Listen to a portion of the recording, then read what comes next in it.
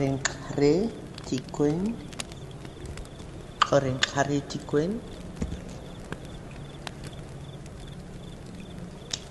Ui kurigu karu hase kaip kuknga.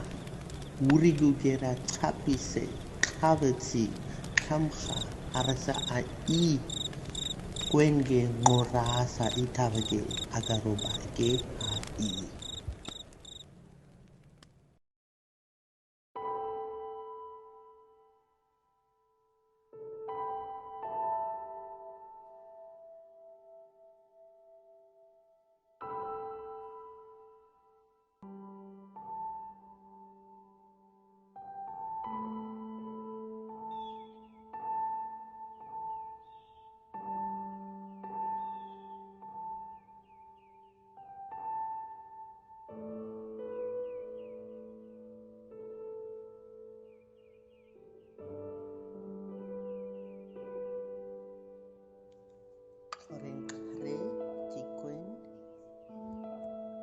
Kare tikwen.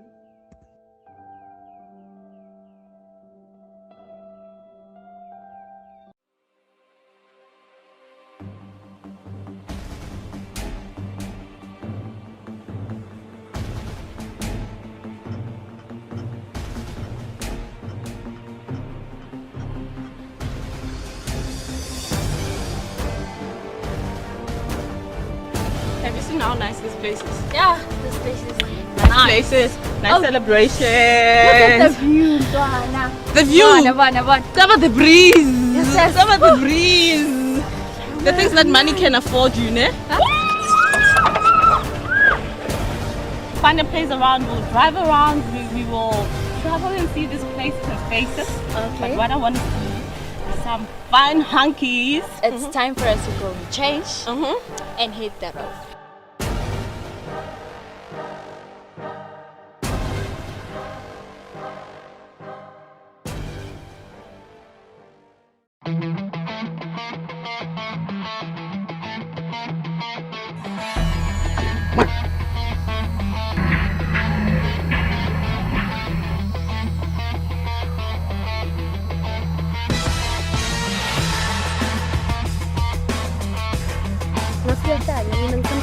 Hayi mina uyangithusa lo muntu ohlala enza kanje overtime makuhleli nabantu.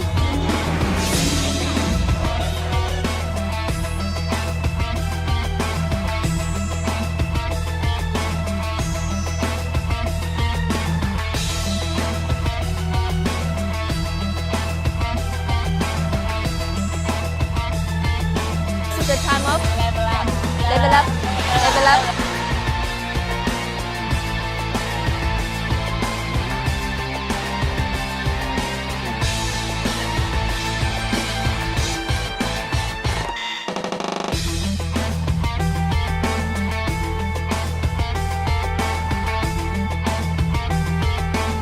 Coco.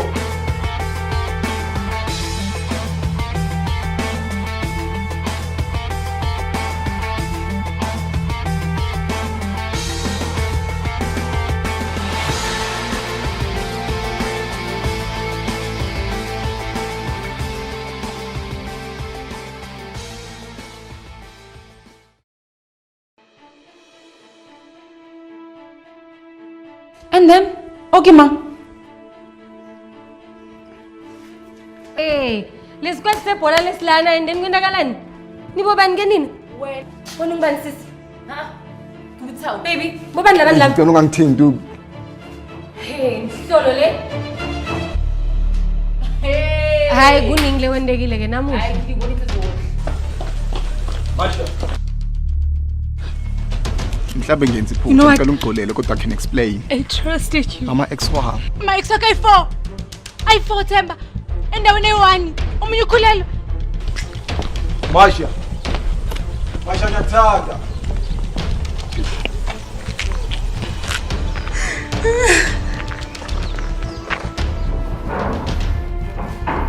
Ngishintshile Themba. I'm a new person. Ngiyeka konke okubi, ngiyeka abangani. Nimi driver Themba ngoba ngifuna wena. Ngiyakukhumbula Themba. You don't understand. There's no more me, there's no more you. I'm not going anywhere. Why milling hambe? Why? Why Millingham? I don't need you in my life anymore. Don't you understand that?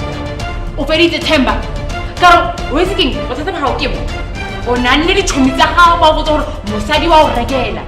Think the bigger picture. Nna le wena with our beautiful kids.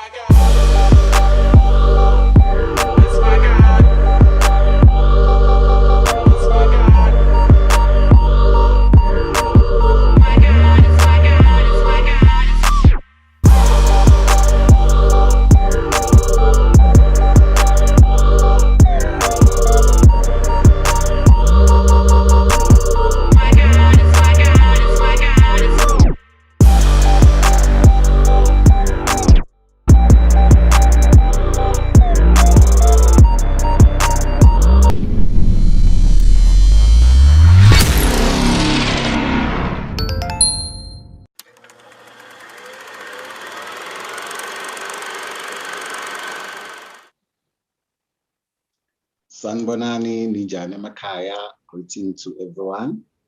Welcome to the second edition of our Youth Month film discussion.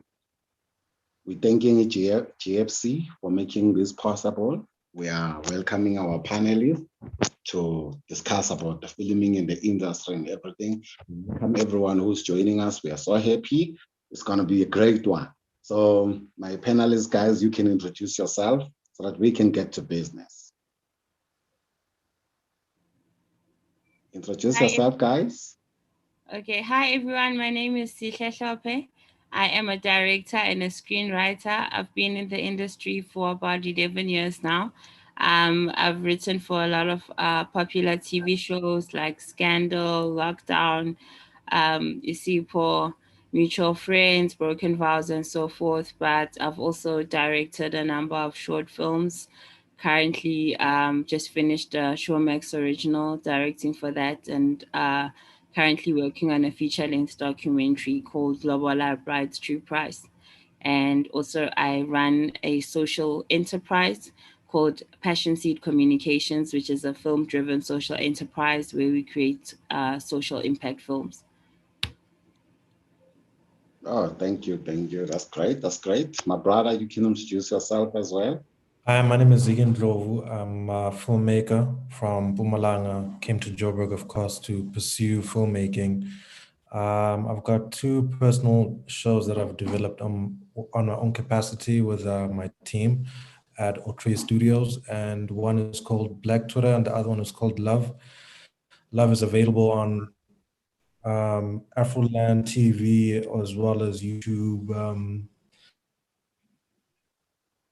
And yeah, just to summarize everything, pretty much I think that'll be the simplest way to just put it for you guys. I'm a filmmaker and I make movies and series. Okay, thank you. My sister there. Hi, my name is Lola Akins. I am a 2D animator and visual development artist. And now I'm a first-time director and I'm directing my first short film called Naledi.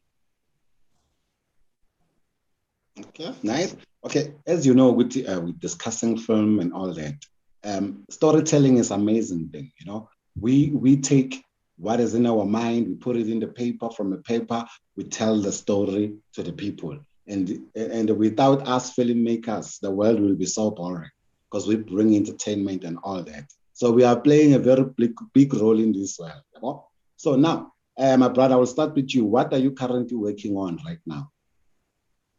Right now, working on a show called Love. We recently got funding from the NFVF to produce a new season. Like as I said in the beginning, there's a show, we shot it as a pilot season 1, which is pretty much a passion project that we're doing back in the day. And now that we got funding, we're trying to, of course, reach to the stars and get it onto the right platform. But currently, as it stands, that's what I'm working on. And corporate videos, which I'm not going to really touch on because it's mainly about film and television. But yeah, that's what I'm working on currently. Okay, that's great. That's great. My sister Sihle, what are you currently Okay, working so on? currently I just wrapped directing a 13-part documentary series, which is for SABC One. So I'm literally just gathering strength after that. Quite intensive production process and going into post-production for that. And also in post-production for the feature-length documentary called Global Rights to Price, and in development for an Afrofuturism film. Yeah. Okay, okay. My sister. Okay, so right now I'm working on my first short film called Naledi. I just finished pre-production and now I'm going to be going into production to create a trailer, which is being funded by the national, by the NVF, and the Hidden Hand Studios in Johannesburg will be producing it with me. So yeah, I'm super excited about that to come out in the next few months. Okay, okay. Another question that I would like to ask about, as we're talking about our productions of what we do and what we have. Where can we find it? Is the project, some of your project accessible, and where can we be able to access those type of projects that you have already produced? I will start with you, my sister Sihle. Okay, so you can find my short films on quellytv.com. You can also find them on telcom1.com. You can find the most recent TV film I did on Showmax called Pearls of Wisdom. And Lobola, you will see on one of our national broadcasters, one of those channels, which is a public channel. So we'll announce that soon, but you can get details about that on our page, which is called Lobola Bright Price Documentary on Instagram and Facebook. Okay, that's great. That's great. That's great. And Uti, people are hearing and they will be able to check your stuff as well. My sister Lola. So in the past 2 years, I directed 2 short films of a group called Fire Tellers. Every year we make a short film. So those are online on YouTube. We can hear you properly. I think. Hello? Can you hear me? Is it better? Hello. Yeah. Hi. You can hear me? Yes. Yeah, we can hear cool. You. Yes. Okay, so yeah, in the past 2 years, for the past 2 years, I've directed 2 short films of a group called Fire Tellers. Well, we directed it together. One being Legacy and the other being Red Light, Green Light. They're both 2D animated short films. And you can find them on YouTube, and you can also find it on Instagram, on my Instagram page, which is my name, Lola_Akins. Yeah. So that's where my work is currently at. Brother?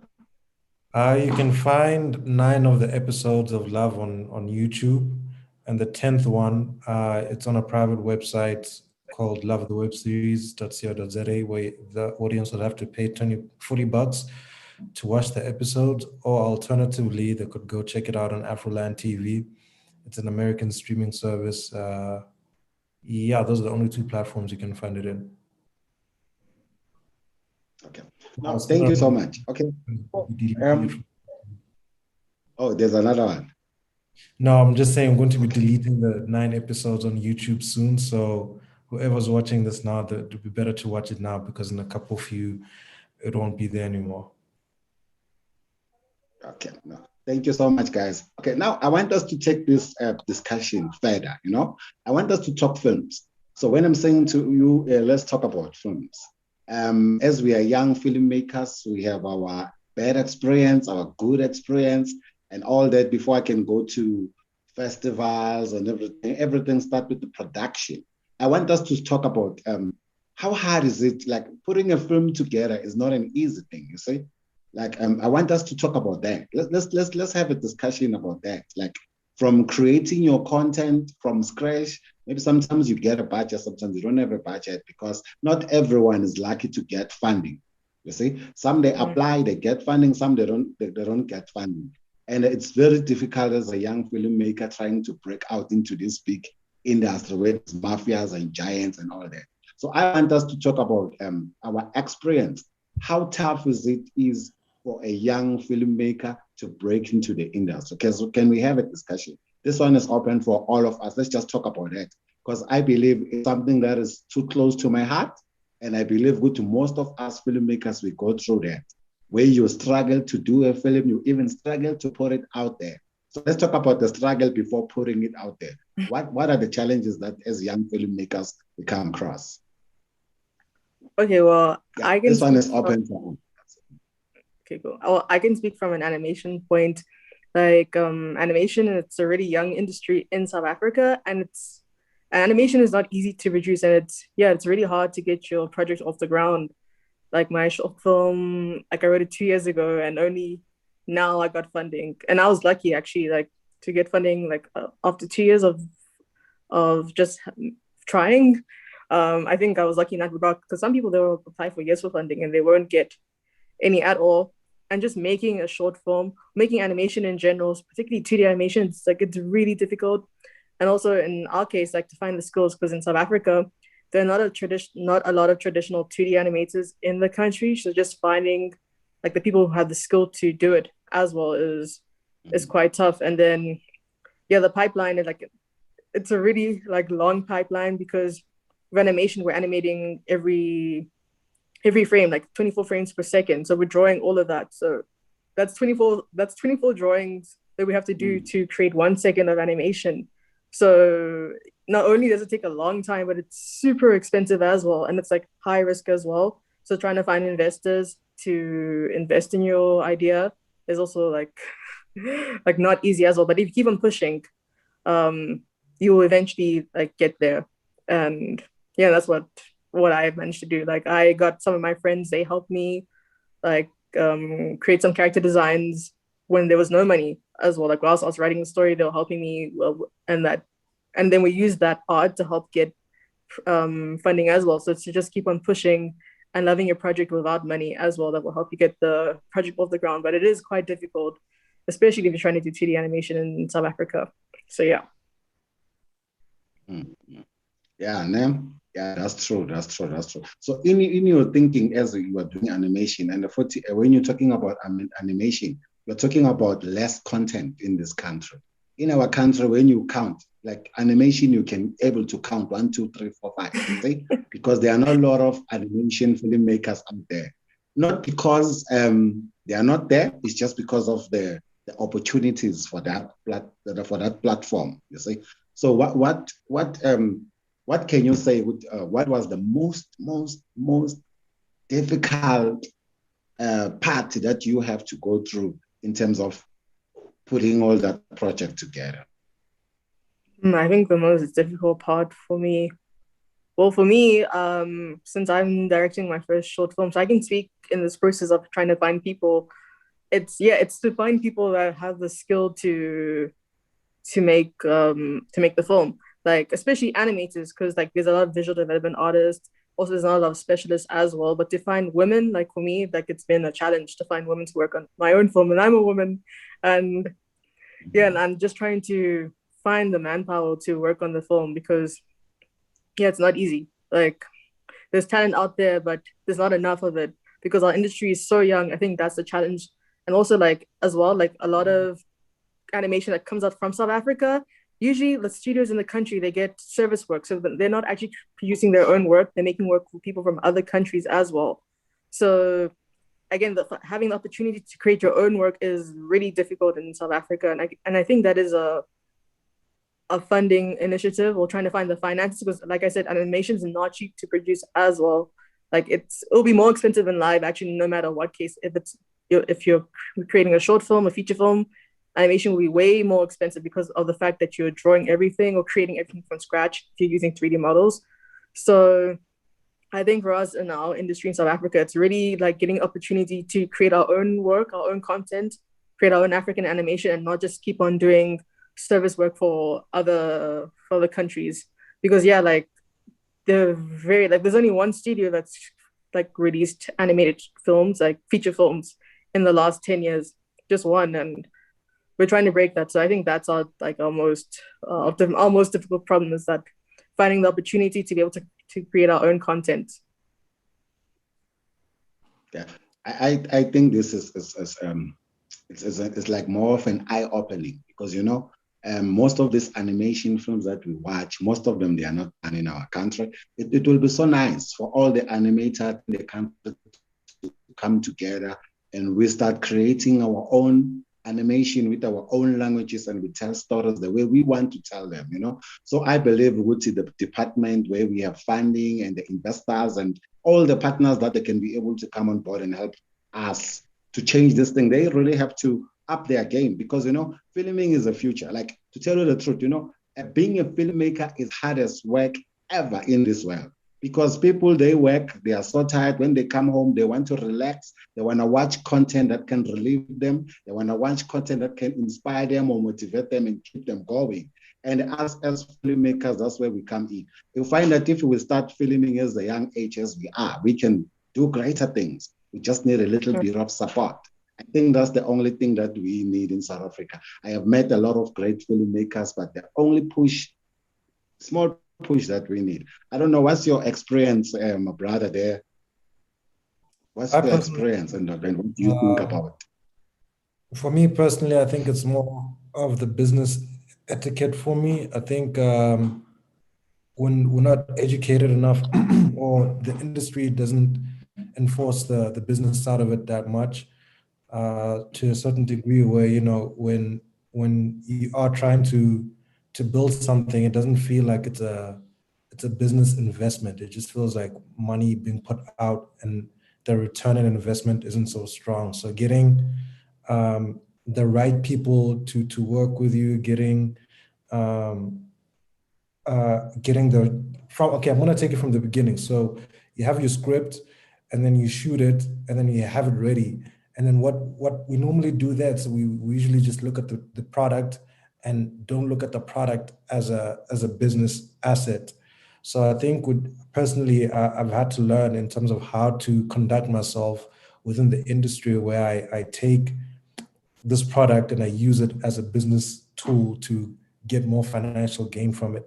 Because at the end of the day, as much as we are trying to tell stories to help people heal, to entertain people, at the same time, it is a downfall within South Africa's market, where there's not enough royalties, or there isn't enough cash flow running towards the creators of the product. So for most parts, for me, I think that has been my biggest dilemma when I'm creating content. It's cool to have nice content, but if you put it out on YouTube or like a free platform, and you're not necessarily getting any financial gain that makes sense. So for me, I would say just the business etiquette of it. So we understand how to distribute things, how to get financial gain at the end of it all. Yeah, that's true. That's true. Actually, I think in my early years as a filmmaker, I have come across that. That's one thing that I have realized with us filmmakers or storytellers. We don't really take our craft serious.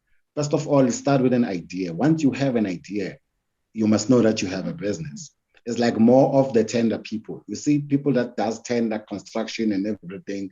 Those people, they sit and graft their business plan and everything. Each and every idea, I believe, is a business. That is why when you go to a filming school and everything, they will teach you the treatment of putting your proposal, the stories and all that. It's business, you see?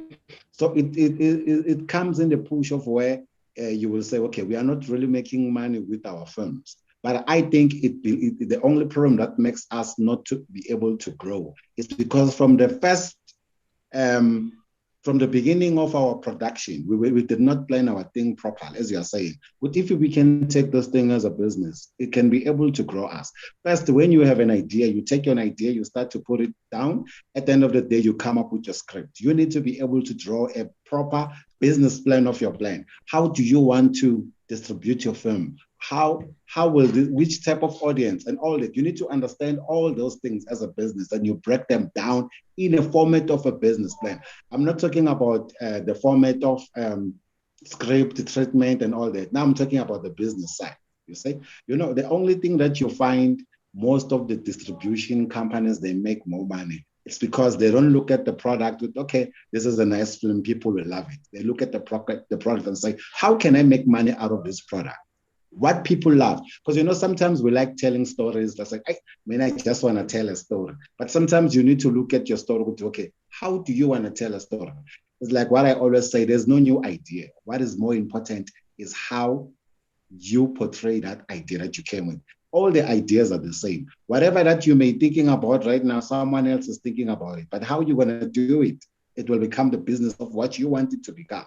So as filmmakers, if we can start to learn that each and every idea that we put on our script as a business, and we have to treat it as a business, it will make our life easier. I think that's my thinking, and that's how it's been working for me in the past years. You see? Like taking every movie as a business. You put it out there as a business, you're taking it for festival, it's a business. What do you want to gain from that movie? When you put 2 rand, you're expecting to get 4 rand back, right? And something. So even with the film, it have to be the same thing. You see? That is why you find our proposal, most of the time when we apply for funding, they are wrong. It's because we don't know how to put them proper. When you just write it, the movie, this film will uplift what. A person who's gonna give you money is not really interested of how many people this film will make them cry. Is interested of how am I gonna get my money back. So you need to be able. I think those are the things that in film school they need to start teaching filmmakers to be business filmmakers, not just a filmmaker with the camera and all that. You see. I think that's how we can be able to grow as you and become better if we start to treat films and all that as business. My sister, what's your take on this? Yeah, no, I completely agree. And I feel like because of some of these challenges that I myself have faced, I think, like we said, there's high barriers to entry, firstly, to get into the industry. Secondly, obviously, there are well-established players that are there. And then there's the issue of access to the markets and access to funding, which is quite difficult. And as you spoke to the issue of proposal writing as a skill, it's a very privileged skill. That's privileged information that some people get exposure to, some people don't get exposure to. But I just want to talk about a short film that we did, me and some peers, a couple of years ago, where we used crowdfunding. The film was called Nomfundo, and we used Thunder Fund to raise money to make that film, but also used the same crowdfunding video to get equipment from a gear house. And that film went on to over 40 film festivals. So for me, that was also about us coming together and saying, how do we cross these barriers and these hurdles and get to make our own work and distribute it, and then NFVF came on board for post-production, but we had already filmed.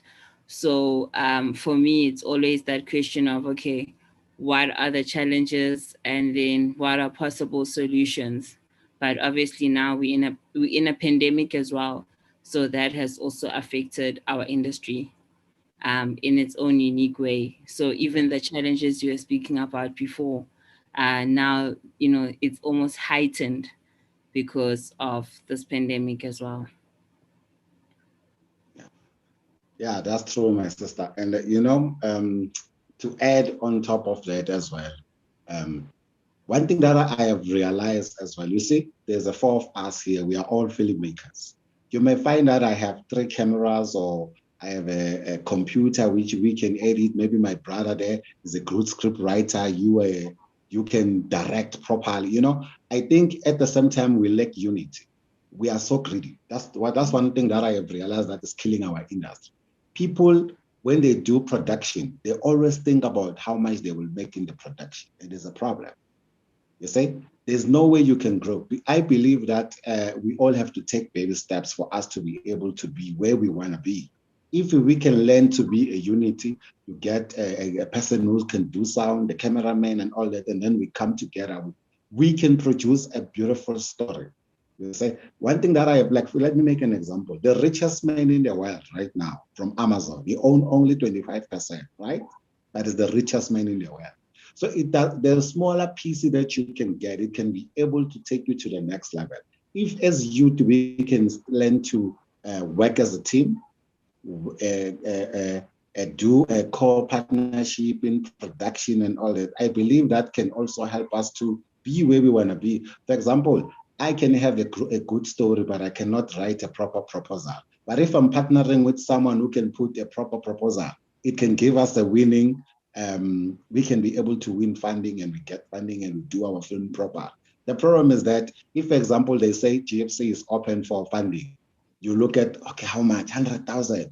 You start planning. You're thinking of how much you're going to spend that 100,000 is a problem, you see. But if you can think with how many people I can empower from that 100,000 for us to make a great film, that's how it starts, you see. A small, like, for example, if you look at the music, it only takes one hit for a person to blow up, right? Even in filming, it can still be possible as that.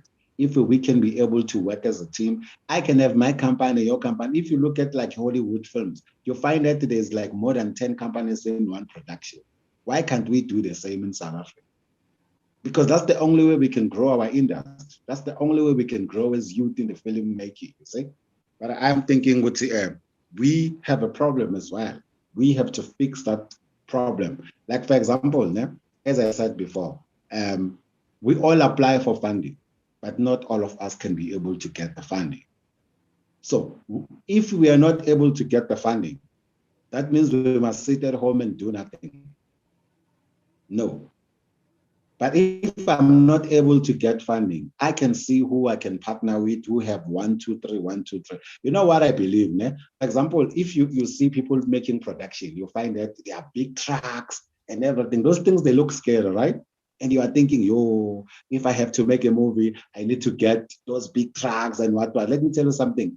Only what it takes to make a movie. First, you have to have a good idea. Once you have an idea, you turn it into a good script. Secondly, you have to have a proper location. You see, guys, locations, they are very important. If you're watching movies, you find that the colors and everything in the movie, they make it to become even more nicer. So when you have your proper location, from there, what you need, you have your good script, you have your location, you need camera, sound, and light, isn't it? It's not those three things that you need to make a movie.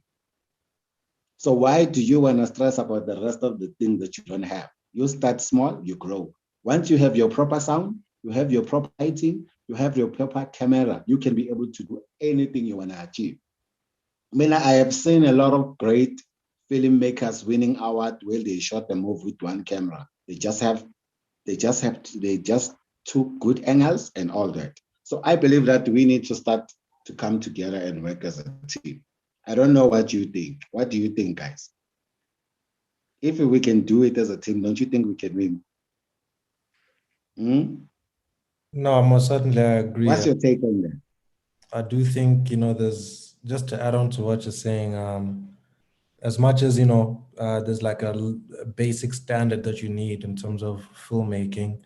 Of course, even a phone can shoot a movie, and there's all the smartphones now that you can download camera apps, and you can literally use your phone as a camera. And of course, sound, you could use your phone as well as a sound recorder. So you don't necessarily need much, but of course, there's like 3 levels of writing, not writing, of making a show. So like you're saying, it's the idea, right? And then you write the show or the film or whatever. But once you get to production, you're gonna face problems, of course, and your story might alter. So that's another like version of writing that you sort of have to do. And then when you get to edit, it's phase 3 again of another writing process where you sort of have to put the story together, and it may not be the same thing as you started with when you were writing the idea.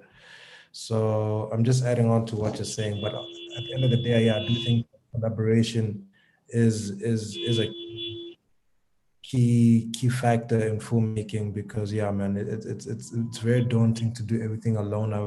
I've been there before, and it's really not nice having to try act, direct, be a cinematographer at the same time. It's not nice. So having a team is in fact, there's one quote I once learned in business class in high school. I think it's the abbreviation stands for team, but it says together everyone achieves more. So I think, like every project that I go into, I think, I always take that with me, because everyone will have different values that will add to the story in the expertise of disciplines. So yeah, you're on a good point there. Sisters? Yeah, no, 100% agreed. I mean, that's what film making is about. It's about teamwork, it's about collaboration, but of course, strategic collaborations. And I think those collaborations can go beyond, principal photography as well. They can go to platforms and distribution, because once again, if you make a film in South Africa, there's only a limited number of distribution companies that you can take it to. But if you're talking about making films using your phone, for example, or using platforms like YouTube and social media, then we can hop onto each other's platforms and share audiences, and also just think beyond in that way as well, or support people who have, pop-up cinemas or venues where they can screen. It's the whole ecosystem, and again, like I said, strategic collaborations, because it's all very well to collaborate, but you have to find that match, that's a good match. And I guess that's where a lot of people also struggle. Like, where do I start if I'm looking for those collaborators? Yeah, that's true. My sister, what's your take, Yeah. Wena?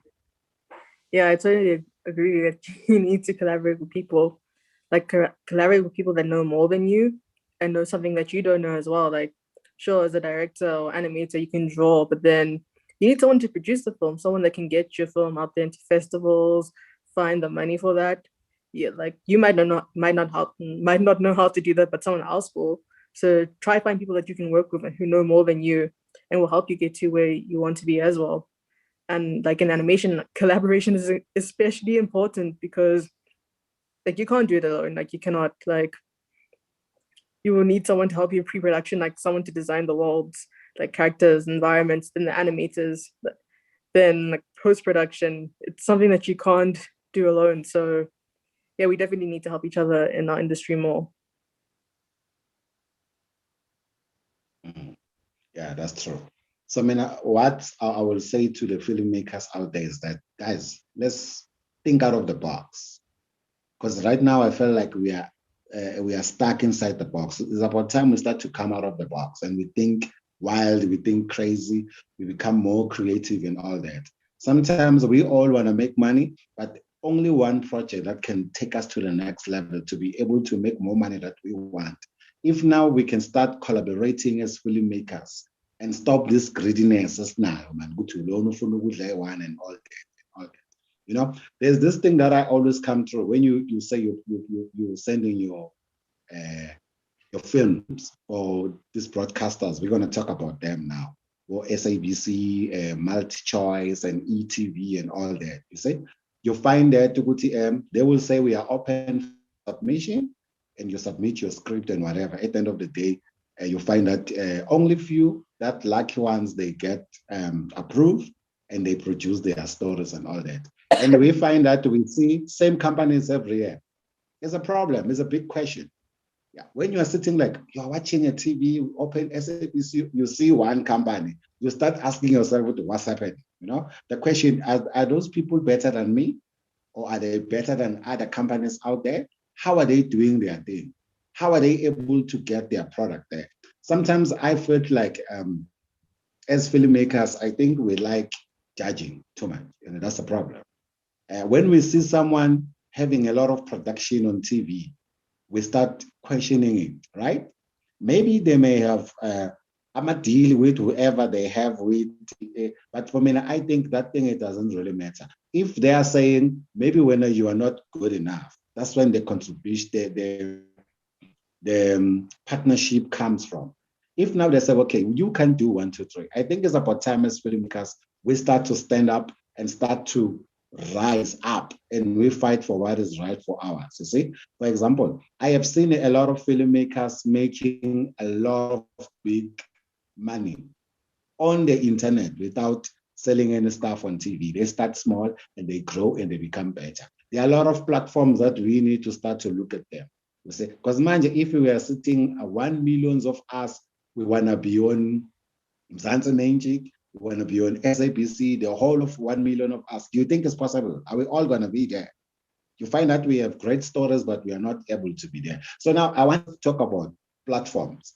Which other platforms that will help us as filmmakers to grow? Or which platform have you guys explored and you saw, okay, you know what, this platform can be able to grow me to the next level? Can we talk about that? Because this thing of stereotype lessons now, all of us, once we start writing a movie, we are thinking of Mzansi Magic. You need to stop.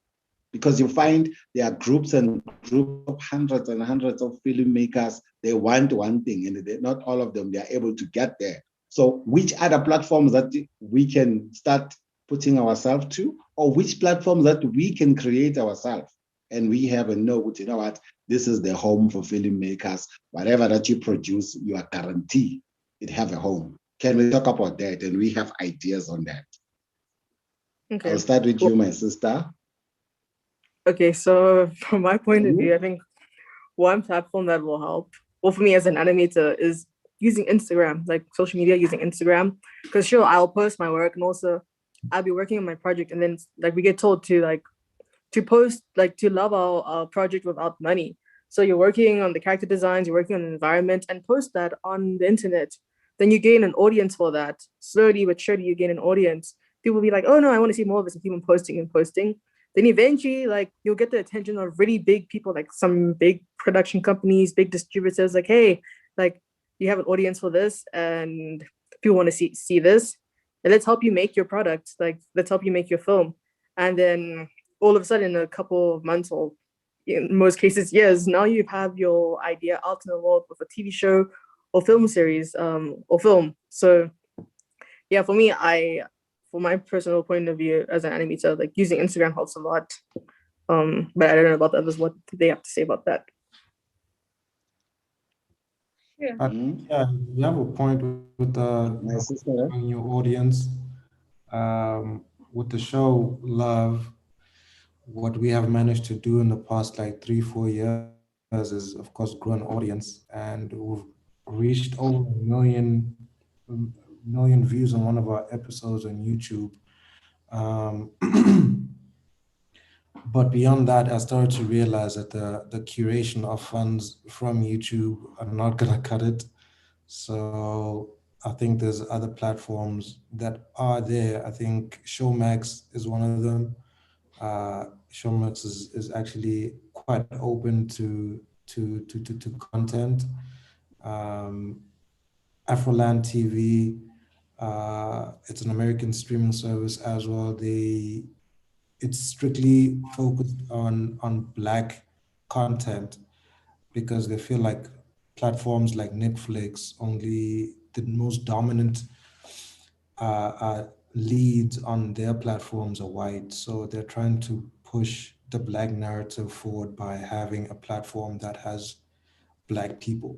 So that's what Afroland is. And then there are other platforms, like, of course, creating your own website. That's what we've done, where people can pay online to watch our show. So those are the three financial gain platforms that we've sort of identified that work for us.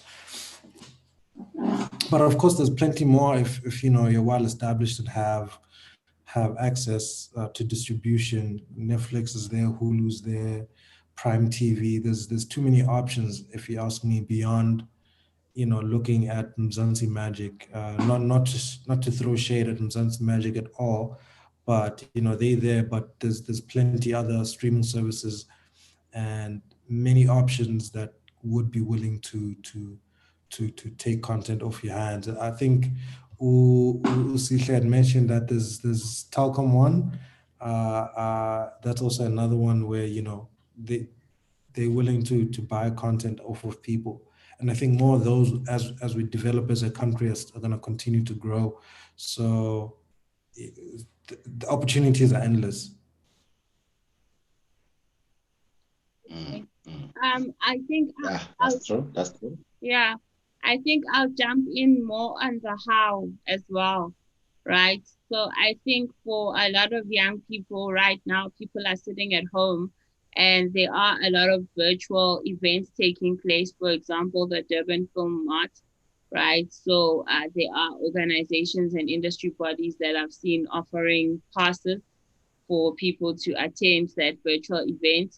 And when you attend an event like that, you get a catalog which is full of buyers, people who want content, whether it's a subscription, video on demand platform, or an airline, or an educational institution, or a traditional television broadcaster.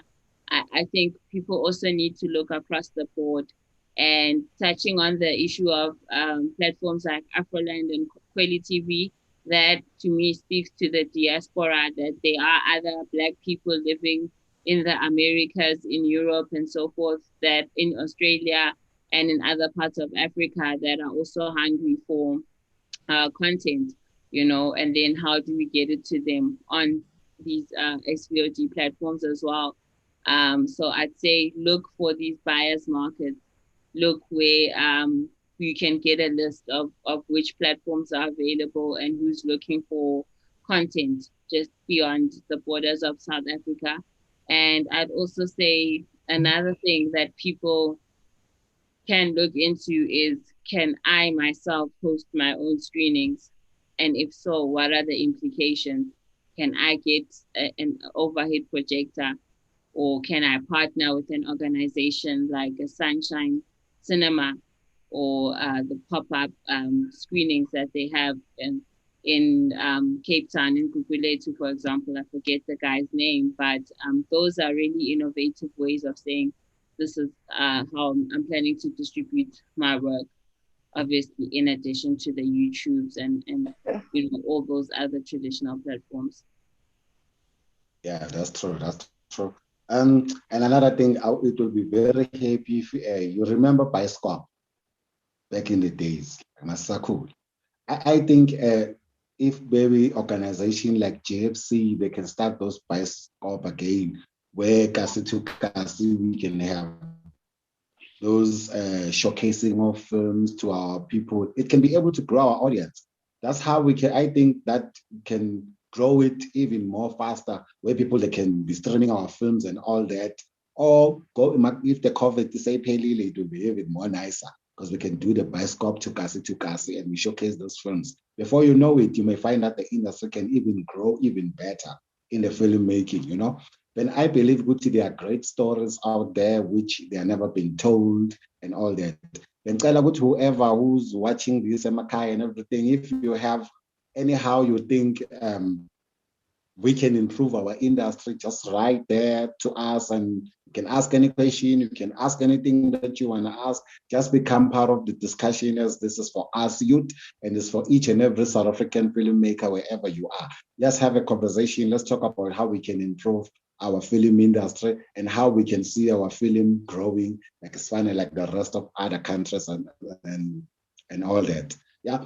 And then you see, as we're talking about platforms, they are very important, because shooting a movie and then we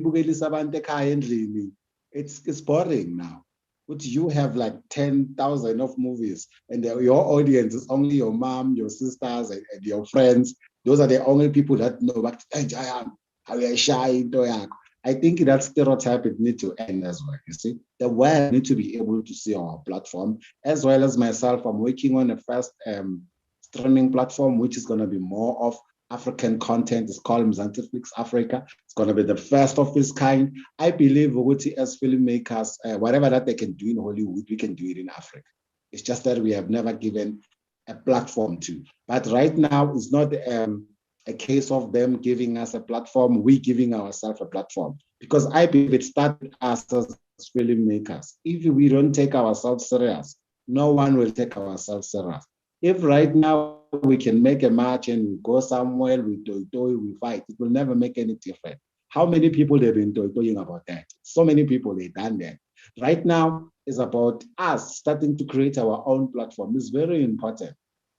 As you said, my sister, growing your stuff on YouTube or whatever platforms that are there, it can help to improve you to have audience and everything, and you can be able to be discovered by other great filmmakers who can make your content to go far, Okay, so now let's talk about this.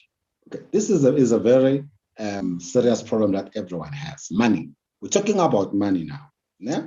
With films, this is what I have realized in my years of doing films. As a filmmaker, you shoot a movie, which are the ones that we call low budget films. We shoot the movie without the budget. After you're done with the movie, you are not selling the movie, you start fighting with actors. I'm an actor for the Maliabo because you didn't pay them. At the end of the day, you become a bad person because people don't understand what goes there. Sometimes you do a movie, it doesn't go on TV. People will fight you because you didn't have a budget to pay them. I think we need to start to find a way of we need to find a way of avoiding those type of things. You see, I have fight with actors myself, and I believe some of you have fight with actors also for that. Everything for them, I'm a team. They are true. They came, they work. You see. So now let's talk. Which proper way for us to do a film will start without us fighting with people? How can we get the money? Let's talk about that. The money issue, the money of making a movie is an issue. I want to know, like, your experience of that, and how do you think the system and whatever we need to improve in terms of making our films? At the end of the day, we don't owe people, the special actors. How can we work around that? Because that's the biggest problem we have as young filmmakers. Right now, you find Utibu, Durban, Keza, wherever in South Africa, people are shooting movies, which we call the low budget film. Once you say you're shooting a movie, once you buy a snack, the budget. I mean, that is a zero budget. I don't think there's a zero budget. There's a low budget films. It's just that you don't have that money. Can we talk about that? How can we improve that? Because it's a problem. I will start with you, my brother there. All right, sure. Just from personal experience, I think transparency is key. If the first discussion is about money, then of course it's gonna go downhill. Especially if you're talking low budget stuff. Essentially, when you have your script and you give it to an actor, I think the transparency in the beginning is crucial to let them know. I mean, I've never told anyone, hey man, don't you want to join this show? It's gonna be on TV. It's usually, hey, I have this show. It's a great concept. Here's a script. Give it a read. If you like it, let me know. They read it, we come together, I let them know this is a project that I'm doing, it's for YouTube, it's a pilot season, it's not gonna do anything, it's literally a pilot season to check, to use as a reference for funders. So we can go to funders and say, look, here's a pilot season, can we get funding to remake this thing with a budget? So from the very beginning, I think it's just making it clear to them exactly, the expectations and where the show is going. And then, of course, because it's low budget, it's just making sure you take care of them on set, making sure they're well fed. It's not an expense for them to be there. I think that's also like quite a key thing if no one's getting paid, making sure that everyone gets to the location without them being stressful about paying for taxi fare, Ubers or whatever. They fed on set, they get back home. Literally, they don't have to spend anything while using that time on the project. Then at that point, I think, the conversation should be different. It shouldn't necessarily be about the money, because if that's the case, then the arguments are going to start coming up, because money is the root of all evil. Yeah, that's true. I think we need to stop shooting when we are not ready, if we are doing a low budget, because if you have looked at this thing, you find people, they are fighting with it. I spend my money coming there, doing what and all that. I think guys as filmmakers, we need to start to stop those type of things. If we know that we don't have a budget for the film, we have to take care of our actors, bring them to set, take them back home, make sure they eat, and contract must be put in place so that tomorrow you can be able to stand for yourself. Because if people they don't sign contract and at the end of the day they are spending their money, is a problem. I think we need to work on that because that one is the biggest issue. You'll find producers are fighting with actors all the time. We need to be able to balance that gap. Filmmakers, guys, we can change the world if we can change ourselves. You see, we need to, as my brother Shilogutu. I just think also that you're that saying something there. Yeah, I agree with you with your sentiment, but at the same time, I wouldn't say filmmakers shouldn't make the films if they don't have the money. I think there's a certain experience or like a learning that goes with doing those things, and I think it's like a muscle. The more you do it, the better you get at it, and the more you understand the mediums a lot more. So yeah, sure, go out there, learn, flop, keep doing mistakes and learning from them. But overall, of course, everyone has their own journey. So do go out there, make your film with your friends or actors who can't act or like friends who can't act. I mean, and just shoot whatever you can to learn. I think that's one thing that I have learned in my years when I started. It was literally just me and my friend just making things from what we had. And those experiences really, every film set I've been on, I always leave learning something, even till this day. So I think, yeah, even if you don't have the budget, it's wise to flex the muscle as much as you can. Yeah, I think I agree with you correctly. You are right there. The only thing that I was talking about in terms of bringing a lot of actors at the end of the day over the problem, that one is a problem.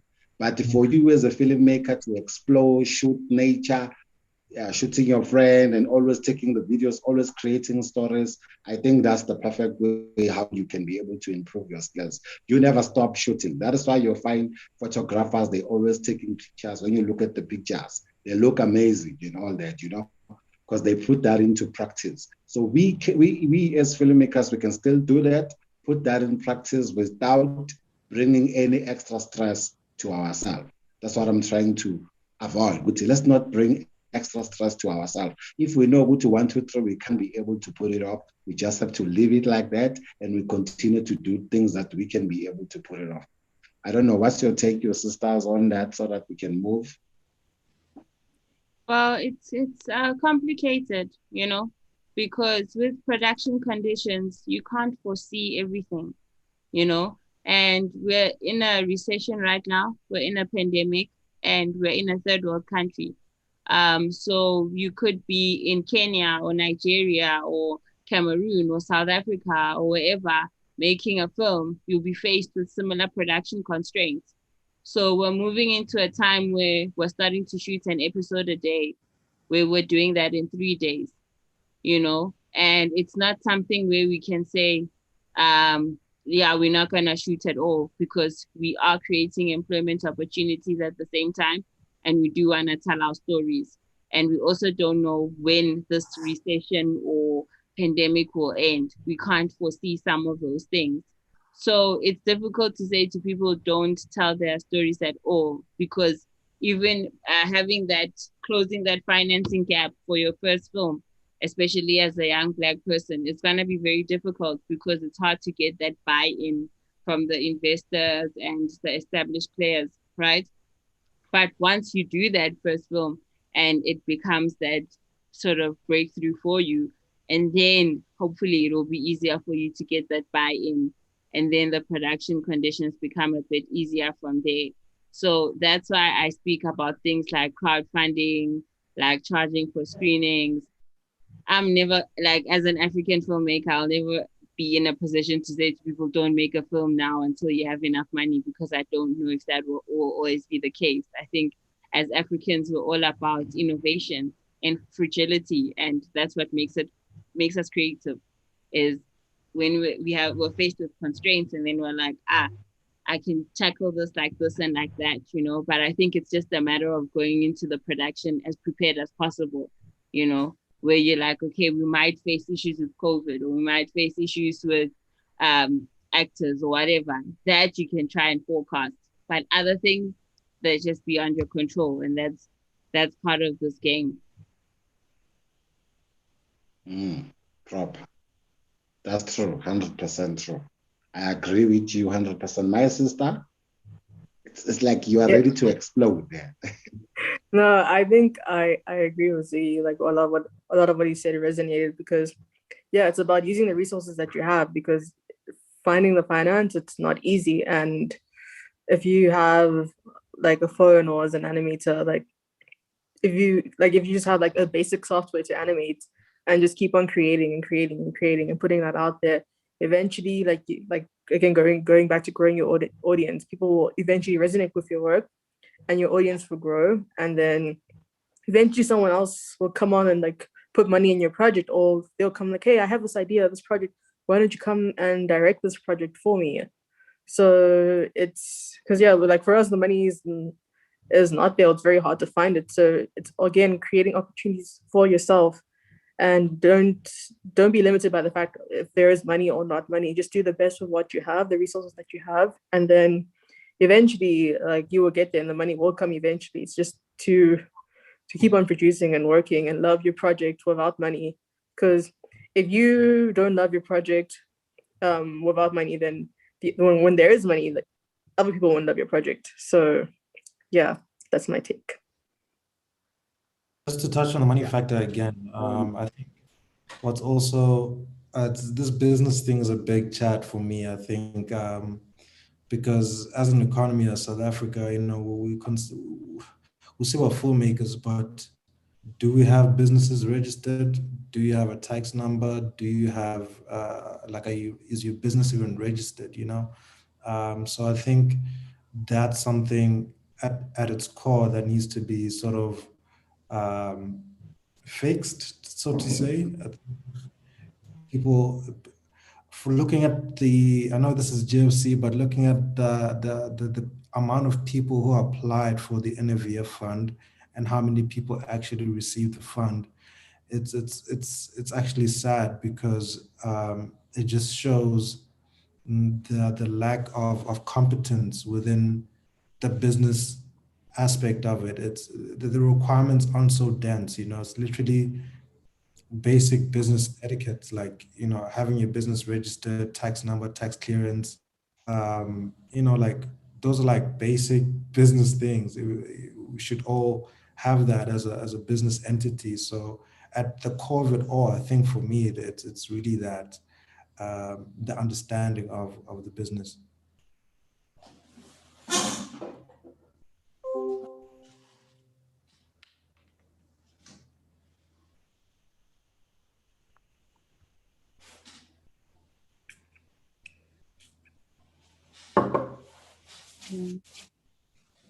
No, agreed. But also, I guess it goes back to allocation of funds, right? Like how much funding is allocated to us as the audiovisual sector, who's funding us, who's not funding us. For example, that Black Filmmakers, Emerging Filmmakers Fund with the DTI and the ITC. I think the ITC is no longer part of that. That affected production companies as well. So it's like once you do get that business acumen, then you have to be in a pool that's oversaturated sometimes where you're fighting for funds. But on a more positive note, what I could also say to some of the young people watching is that when it comes to acquiring business acumen, there are many enterprise development programs out there. From Raise Corp to Shanduka Black Umbrellas to SAB has quite a number. The Innovator Trust has its own development fund, Vodacom. So you don't have to only look at traditional film funding bodies and broadcasters only. Like as an entrepreneur, as a business person, you can widen your net if you're looking for business support and entrepreneurial support.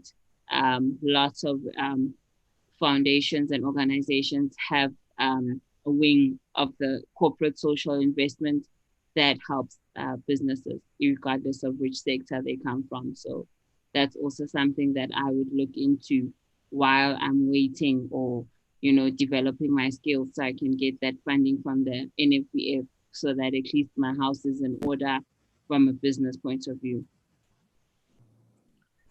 Yeah, that's true. That's true. I think I agree with the both of you. Like, yeah, like look at non-traditional ways of funding. Like if you're making a show or TV series about, let's say, a drink like Coke, for example, really basic, then maybe like Coca-Cola or some not software, like soft drink company, look at them to help fund your film or TV series. Then also going back to looking at finding traditional funding like the NVF and the GFC. Yeah, I think the business side of it, like as filmmakers, we don't go to film school to get taught business. We go to film school to get taught how to make films. And when I started working, that's something that really like took me by surprise. I didn't know what to do when it came to finding funds to make my own film. And also it's a thing about you can do your own research as well. I think applying for like traditional funding, as much as the pool is saturated, the things that they require, they ask for are not really big things, like not really super complicated things. Like they ask you about your target audience. So the research, what is that? I didn't even know what that was. Like, what is your target audience? And you must research that and then and find out what you need to put in that document. Going to SARS and sitting at SARS for 4 hours to get your tax certificate. That's something that is simple to do. Like just go there and sit at SARS. And yeah, it's just, I think doing your research would really help you. Like if you do, like for me, like I do my homework, so I think that has helped me. But again, it comes down to luck as well because this pool's already saturated as well. But if you do like your research and also look at other ways of trying to find funding, I'm sure that you will get there. Yeah. I believe that's very good information, and a lot of people are learning. They understand, as we people, we different, we think different, we do things differently. But I believe, Uti, everything that has a beginning, it has an end. We have to be able to know how we want to put our craft together. Like you say, from everything that you guys are saying, there's three things that I have picked up from there, and which I think they are key. One, these days we are living in the digital world where information and everything is out there. You see, where you can, if maybe you want to understand how to do your film properly, how to do your lighting and how to do your things, you go on YouTube, you can find thousands of videos. How to draft your proposal as a business person, you can find it on YouTube. Like the internet is just is more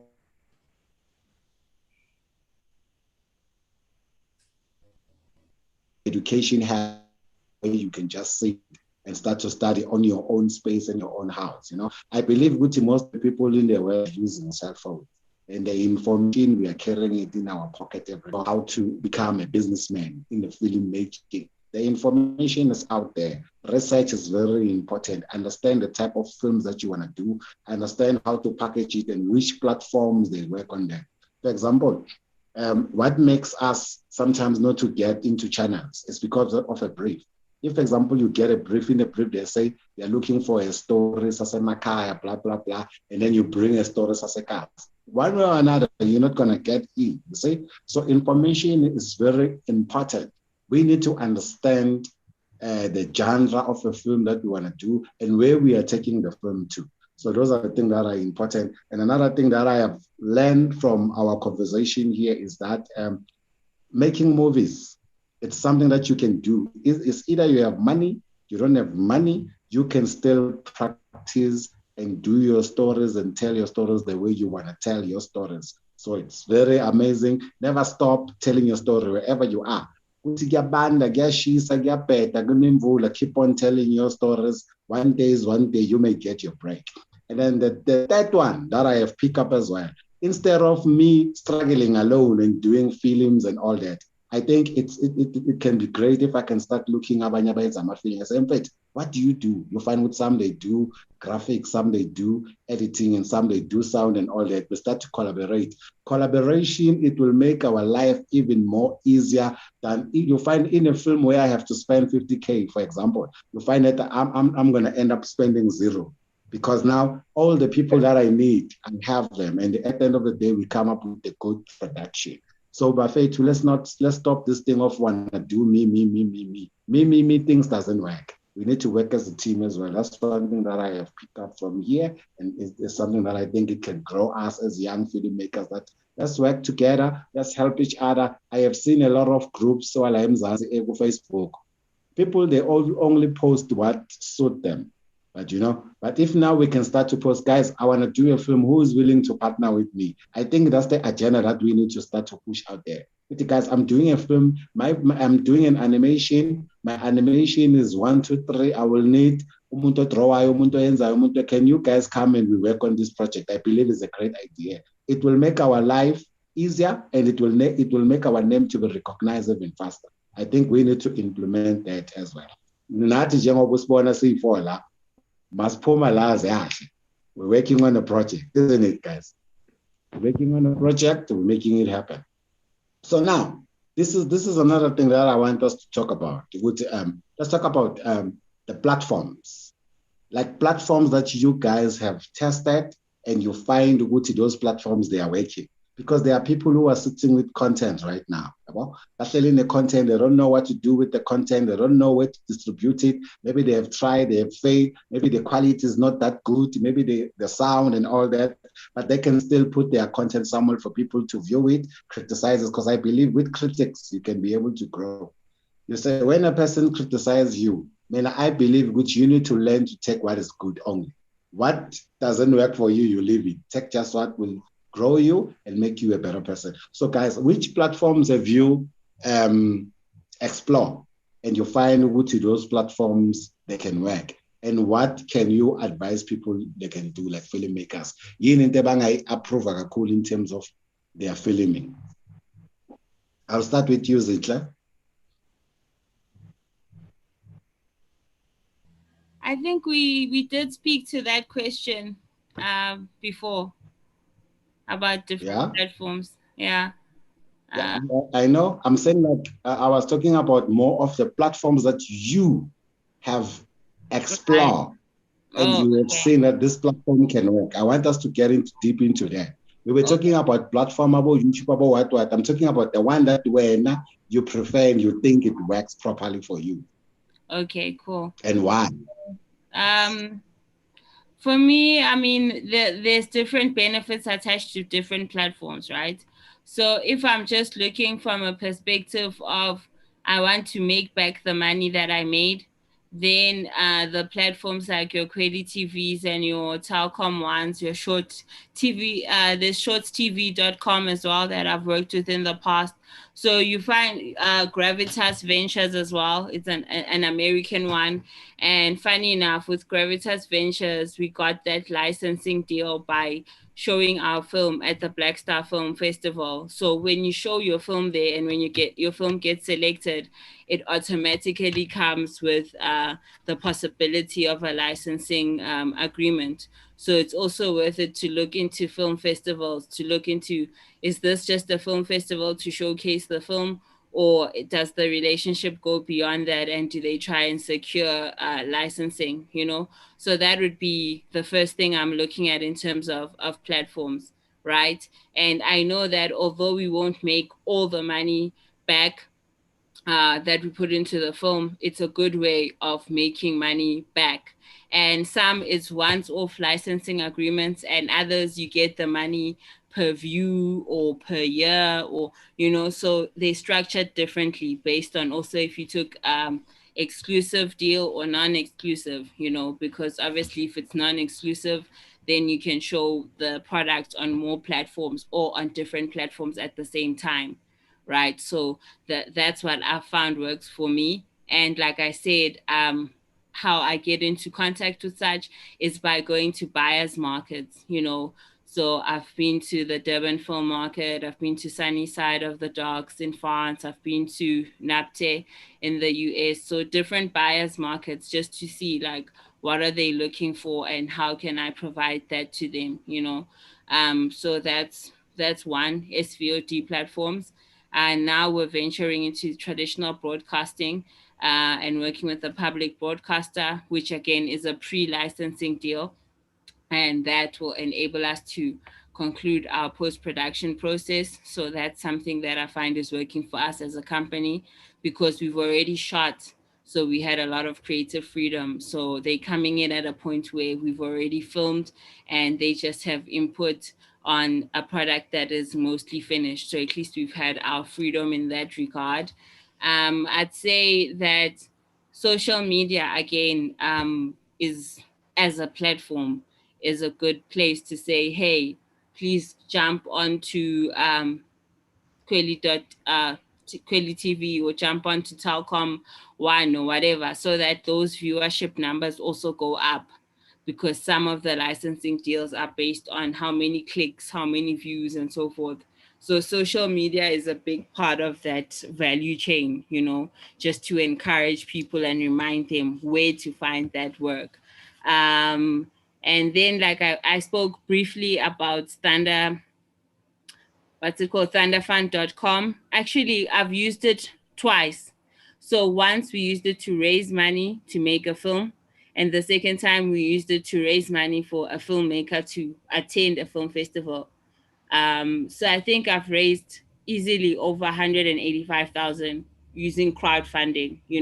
So I'd encourage young people to try crowdfunding at least once. Try your friends and your family. Try using that video to get free gear. Try using it to get other favors, free final mix or whatever. So that's crowdfunding platforms. Those also work for me. Yeah, and then also just lastly, I'd say as a springboard, because this is a youth-driven talk, I'd say that if you are sitting at home and you're like, I haven't had that big break, then look into the things like the Durban Talents and the NFVF youth filmmaker projects and things like that, because from there, you then meet people or get exposed to opportunities where you can find your work on certain platforms. Because if you go through the NFVF female filmmaker or youth stream, then your work will be on SAPC, for example, and at film festivals and so forth. So those are just some of the areas that I've touched on and that have been successful for me in trying to get my work out there. Okay. My sister? Well, in terms of platforms I've used in distributing my films, I can't really speak that much on it because I'm still making my first short film, but the ones that I made for fun with my friends, we just distributed those on YouTube and on social media, and they got a great response from there. So yeah, that's all I can say.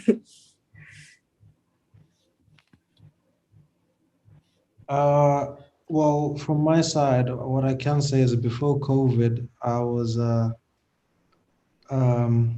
because of the numbers that were growing on YouTube on our show, I figure I may as well translate those numbers to actual human capital.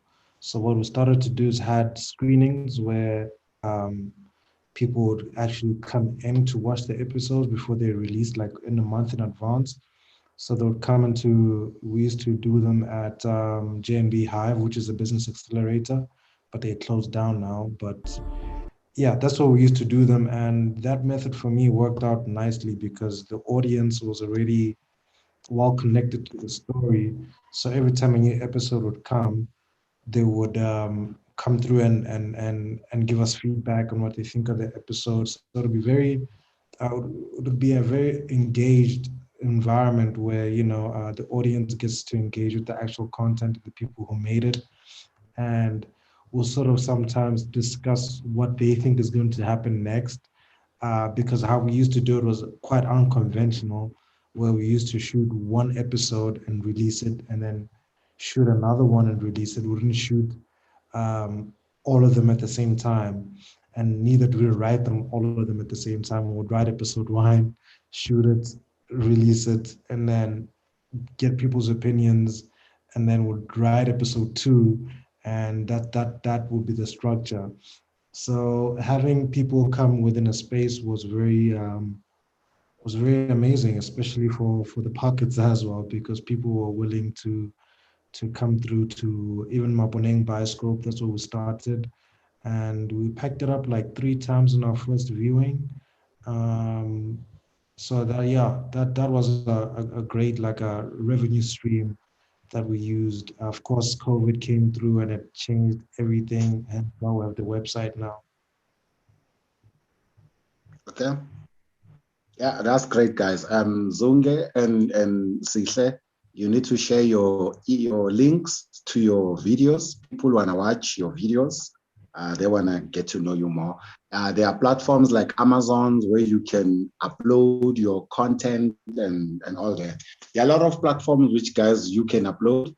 Sometimes some of them, they are not really that famous, but you can be able to make great revenues from them. Just take your phone or your computer and start to search for those type of platforms. There are so many of them where you can upload your content and everything, and distributions and distribute your content. And another thing that she said, festivals are so important. Do your films, check there are thousands of festivals that are happening every year. Just check for festivals and upload your content out there. You will never know how it will go. You can become one of the great African filmmaker one day, just with the festival. So we can shoot our short films and put it out there. Okay, now, as we are about to get to the end of our discussion, so this is what I want us to do. Okay, how do we encourage our filmmakers out there to keep on doing what they love and never give up on filming and keep on pushing and all that? Because, you know, sometimes you find there are people who've been doing filming for 20 years like myself. God, right, Tina. Slow as Coca-Cola last, you know. How do you encourage a person to keep on pushing so that they don't give up on their dreams? They keep on pushing the talent until they get there. Because you find with a lot of filmmakers along the way, as a shooter, we don't get deals, we don't get that. And I think if we need to encourage our youth, you know, because we are the next generation. We have to take over. We have to tell our stories. You know, one thing that I will say, if you look back, you look at the filming back in the days and now, they are totally different. You see, us, we don't have fear. We tell stories the way we want to tell them, you know. And if we can have a lot of generation of people that tells what they think and how they think it, and they tell their stories, it will be amazing. So how do we encourage more youth about industry that want to tell stories, but they don't know how to start? And yeah, they don't know how to start. How can we encourage? Lola. I'm right now. Yes. Lola. Yeah.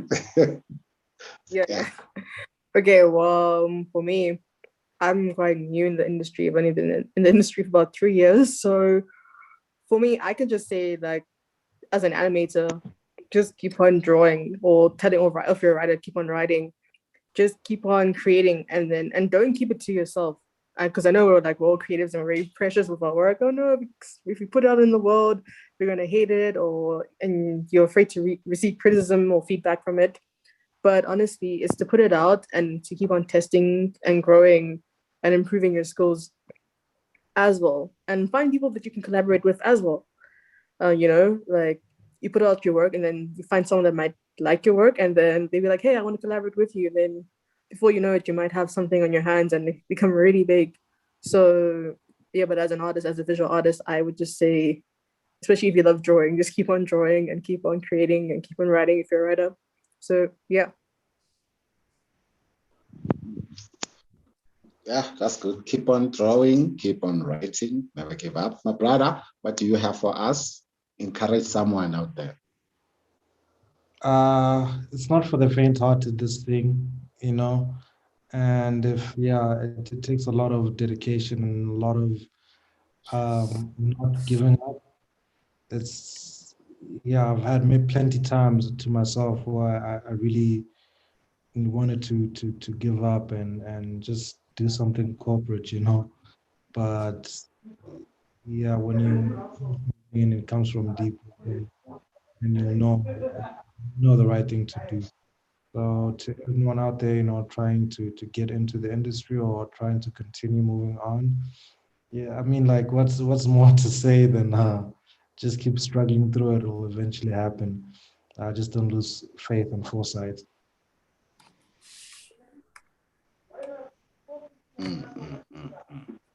My sister, yeah, we are on you now. Okay, so my advice is mostly geared towards aspiring filmmakers and unemployed young filmmakers at home. This is what I would encourage you to do while you're at home. Firstly, I would encourage you to go online and see if you can find any free courses that you can learn. There's platforms such as Coursera, the New York Film Academy, different platforms where you can get either free or paid for courses. In that way, you're able to upskill while you wait for things to happen. So this could be anything from a free project management or business course to something that is related to the industry itself. So that's the first thing I'd encourage them to do while they're still waiting. Secondly, I would encourage people to use platforms like LinkedIn so that they can get more of a viewing out there, and be able to connect with producers and people like that. I'd also encourage them to, like we spoke about, collaborating, look into their personal brands. And if they're going to use social media as a strategy to network, then be quite strategic about how you approach people who are in the industry. I'd also encourage them to join industry bodies like the Documentary Filmmakers Association of South Africa or the Writers Guild of South Africa, because if they do that, that's also networking opportunities that are quite strategic, access to training opportunities as well. See how you can improve your proposal writing skills as well, so that you can access funding from organizations like the GFC. So that's the advice that I'd say is primarily aimed at the youth. But I do have a YouTube video that I can share with everyone, where I speak about certain steps that you can take in order to upskill, boost your profile, and sort of get access to markets as an emerging filmmaker. Yes. Yeah, Sihle, that was good, guys. Lola, Zina. Yeah, we're having a very nice conversation, which I believe as an industry, as a young people, really need to hear to be. But I believe all of us, we have a dream, we have a story to tell, and a lot of people, they are still waiting to hear our story. Like you look at South Africa as a whole, is a great city, is a great country. We have 9 provinces where we can have beautiful. I believe this is the time for us to be able to grow and become great as filmmakers and as young people as well. In this conversation, even myself, I have learned so much from the guys that, what, we have what it takes as the country. If you go on YouTube right now and you check a lot of content, there are a lot of great content that you can't even see on TV. So it means we have what it takes. We're just missing that one thing that we have to fix, and we put it there. From the experience, it's not going to be easy, it's going to be hard, but we need to keep on pushing until we get where we want to go and all that. So I believe as we are cities, Stele Makaya, and we have learned a lot from this discussion that filming is the future. Filming is life, whether we like it or not. It's storytelling. Storytelling started way before even television was born. They used to sit around fire and they'd be telling stories, and those are the type of stories that we need. It's just that at this point in time, this Pilabuyo, the storytelling is business and all that, and in which I believe there are a lot of great young filmmakers out there who are ready to unleash the dragon inside of them and make it happen and all that. I think, for me now, I will say, the industry is going to grow. We're going to be great. The platforms,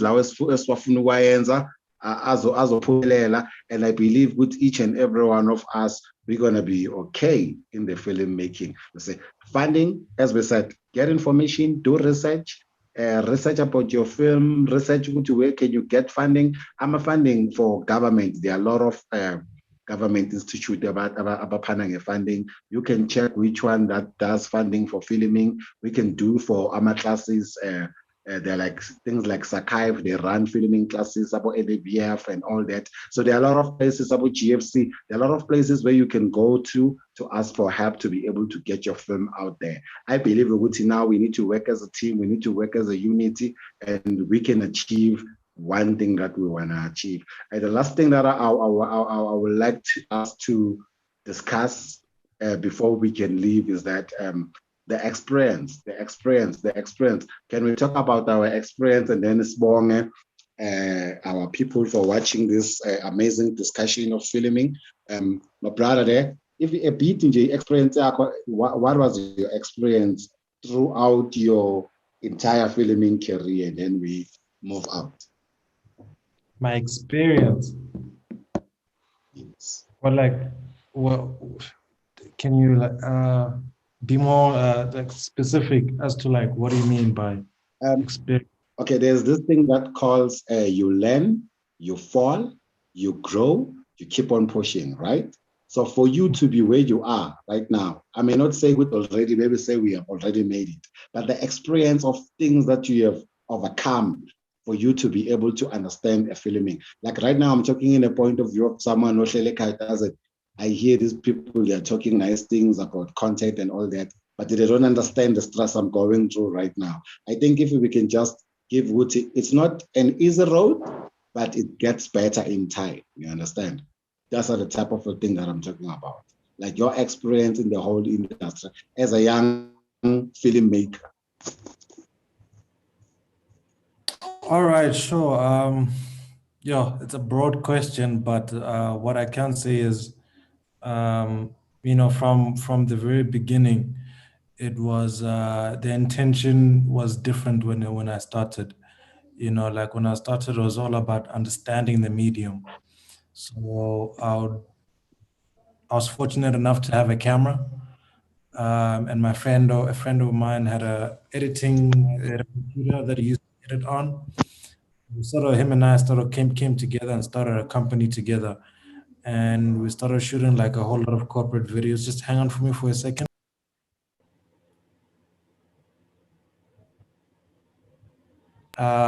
Sorry about that. Yeah, so when coming up, it was literally all about learning and understanding what it means to be a filmmaker. So I used to take the camera. As much as I didn't even study cinematography, I used to take a camera, go out there, shoot a monologue of myself and a friend of mine, and we'd shoot each other and would upload those online. And those weren't the greatest times of filmmaking, but it's strange because like looking back at it, people didn't care much about the cinematics, the sound quality. It was all about just the story, and it took me by surprise to find that people were resonating with the work so much so that we decided that we're going to continue doing the same a storyline, even though it was based off of a movie. We took the storyline and adapted it and made it our own. And through the second episode, third episode, it was very simpler times, I guess, so to say, because like the oblivion allowed us to come into the space and not be so technical and just do it for wanting to learn and explore the mediums. But over the episode 5 and 6, then it started to get very technical, where the storytelling started to change, and it started becoming very we started to become serious about it, so to say. And of course that came with a lot of weight where we're spending more hours with some of the actors, and we don't have enough battery power for the cameras, and it starts getting messy when now you're in the middle of a take, your battery dies, now you have to wait for the camera to charge, and people are there sitting. It started getting a little messy, but overall, I think, like I said in the very beginning, the learning experience can't be taken away, because you learn so much, and you are able to acquire so much more information by just actually doing it yourself. You can go out there and learn and take it from a textbook or whatever, but the greatest experience of learning is by actually putting yourself in the situation and doing it, because there's no other way that you learn filmmaking. If you ask me, the textbooks won't help, the YouTubes may help, but you have to really do it yourself. So through learning of Okay, I actual think our time is short now. We are running out of time. If we can try to be as briefly as we can be, our time is like almost over. All right, Can yeah. we try that? So just in a nutshell, there's a lot of downfalls that you go through as a filmmaker. You just have to really uh, um, understand what you're trying to do, the overall picture at the end. So yeah, I don't know what else to say. This question is just a bit weird, but yeah. Okay. In my experience, I'd say firstly look after your mental health, right? Because your mental health affects your creativity. Don't burn out. Of course, working hard is important. Maintain good relationships with family, but also with the people you work with. Try not to burn bridges. But also you have to have firm boundaries in this industry, because things can get fuzzy in terms of working hours, in terms of relationships and so forth. So stand in your truth, stand in your power, go for what's yours. Don't make assumptions about applications. Oh, the NFBF is like this. Oh, the GFC is like that. Just take a chance. Don't allow other people's traumas to shape your own experiences. Do it for yourself and see how it goes. Go to DSTV, go to whatever, and just try it for yourself and see how it goes. Own your own story. Those have been some of the things that I've learned. And try and get mentors. And having a mentor is a two-way stream. It's a two-way relationship. What do you bring to that relationship? You can't just say, you've been in the industry for long, so mentor me. What are you bringing to the table, and what are the results of that mentorship going to be? So that's a two-way stream as well. And always be a student, always, so no matter how many times I direct, I'll still watch YouTube videos. I'll still read articles and books and things like that, just to sharpen the tools that I have in my toolbox, so the learning never stops, the reading never stops, the watching never stops. But just have fun, man, because life is short, and this is actually a privilege, and it's great fun to make up worlds and characters and things like that. So don't ever forget that. Have fun and be creative and look after yourself. Thank you. My sister there. Yeah, try to be so you try to be short as you can be. Okay, cool. Yeah, for me, I would say like my experience is just to keep on pushing, keep on trying, keep on learning as well. Like she should have said, never stop learning. Do as much research as you can. As an artist, as an animator, like keep on drawing. If you're into drawing and you want to tell your stories with drawing, just keep on drawing, and eventually someone else will resonate with your work. And yeah, and also find a community, find people that who inspire you, who you can learn from and grow together with as well. So I think that's all I have to say. Yeah. Yeah. No, Ash, it's been a wonderful discussion with you guys. I appreciate everything that Sfundile we learned and we know, and it will make someone else out there to become a better filmmaker. And I thank you so much for joining me in this wonderful conversation. And I hope we're going to continue doing what we're good at as filmmakers. As myself, I have produced 165 movies without any one finding them, and 11 TV series. You can go to my YouTube as well as Ghetto Wood Films. You can watch some of amazing trailers that I have out there of my series and movies and all that. We never stop. I have made hundreds and hundreds of mistakes. I have made flop movies. I have made great movies. I think if you go on my YouTube, you will see how I grow. You will see I'm a movie quality is bad until you watch 4K films with drones and everything. We never stop learning. We keep on shooting. We keep on purchasing. We keep on doing every day. I believe for me, filming is my life and nothing will separate me and filming. And I believe everyone here, filming is their life too. Let's keep on pushing. Till next time, thank you so much for the opportunity. Thank you to GFC to give us this opportunity to discuss about filming and we grow ourselves as young people. Thank you so much and signing out. Okay.